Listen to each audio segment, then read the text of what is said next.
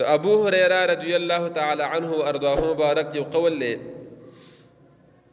چې الله جل شانه اصل کې د عالمونه او مخلوقات اربعه اصناف څلور ډلې او څلور قبيله مطلب الله پاک پیدا کړي یو ګور الملائکه او الشیاطین الجن الانس څو سیم پښو اصناف اربعه ملائکه علیهم السلام شیاطین جن انس فکر دې کنه بیا دا ټول څلور ډلې الله جل شانه لس تقسیم کړي لس حصے شوي لس حصے صحیح ده په دې کې نه حصے دا فرشتي علیهم السلام شوي او دا یو حصہ دا باقی درې وانه شیاطین جن او انس نو کوم ډیر شوي فرشتي ډیر شوي دلته خو ټیک د بهتر پکې ډیر شو خو بیا وروسته ګوره بیا دا غدري چې دي شیاطین جن او انس دا الله پاک لس حصے کړي لس حصے کړي په دې کې نه حصے شیطانان شو او دا یو حصہ صرف انسانانو پیران شو شیطانان ډیر شو کو انسانانو پیران ډیر شو شیطانان ډیر شو نه حصے کې صرف پېښ شیطانان دي او دا یو حصہ پیران انسان دواړه دي زبس بیا الله جل شانه دا انسانانو پیران بیا لس حصے کړي په دغه لس حصو کې نه حصے پیران یو حصہ انسانان فکر دې پیران دي شو انسانان دي پیران دي شو نستم جواب بیا الله جل شانه دغه انسانان چې دینو هغه بیا یوصل او 50 حصے شو یوصل 125 یوصل 50 حصے شو په دې کې سل دغه قسمه خلق دی کنه چې هغه بلاد الهند کې دي د هند کې الله پاک تقسیم کړي دي مطلب هغه ځنې قبیلې چې مالوخ او ساتوخ او مالوخ او ساپوخ او کالوپ او دسي دا قسم او مسير كلهم الى النار كله كم درجه زي دوزخ ته وځي خپل خالق نه پیژني انسانانو کې ګوره سل حصې دي خلاړ ټیک شو به دولس حصې چې دي اغا املک کافر دي روم او اسرائیلی وغیرہ دغه ملکون دغه کې تقسیم شوي دي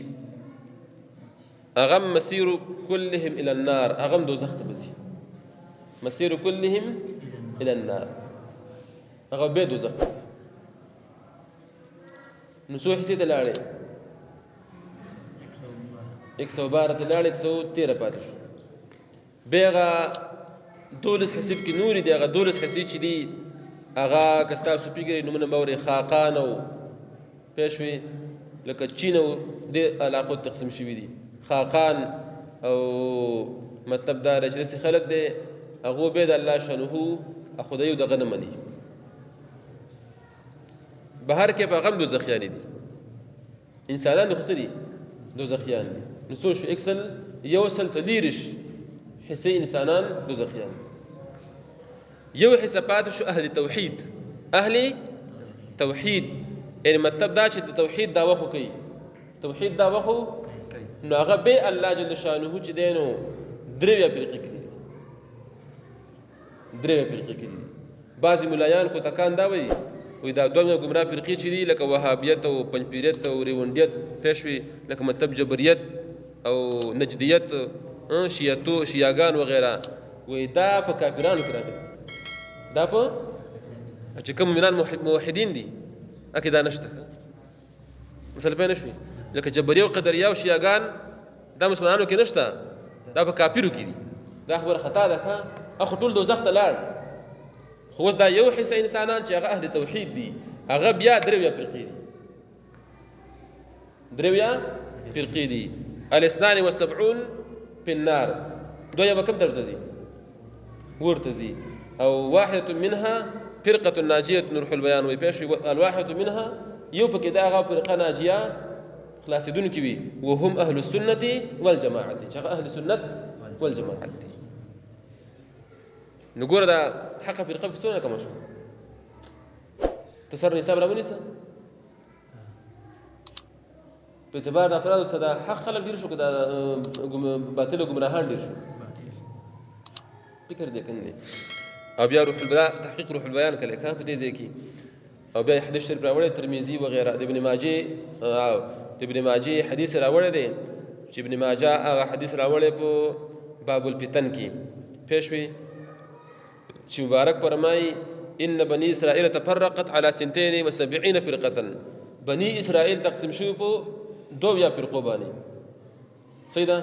او وتفترق امتي على 73 فرقه زما امت په تقسیم شي په درې فرقو باندې كلهم في النار الا واحده ټول به دوزخ کې مگر یو به نو قالوا من هي يا رسول الله سوق دي نو قال مبارک فرمایل چې من انا ما انا عليه واصحابي سیدا نو به روح البيان دغه معنا کله چې مطلب په کوم باندې زېما یعنی په اعتقاد عقیده او عمل او قول اعتقاد فعل او قول ان چې کوم عقیده دا هغه مبارک او د ټول پیغمبرانو اسلام هغه سي عقیده به هغه سي فعل به هغه سي قول نو دغه شو اهل سنت والجماعت او په هغه کې به روح البيان لوی الله پاک دې ټول تخیر کی چې وحسابهم على الله دې فرقینا جې کوم ګور عقیده سیده خو دې کوم دا غو حساب په الله پاک تسپارل شوی دی نو یغفر لمن یشاء ويعذب من یشاء دې کې په الله پاک چاته مغفرت نصیب چاته به الله پاک عذاب ان اخر خود جنتیان دي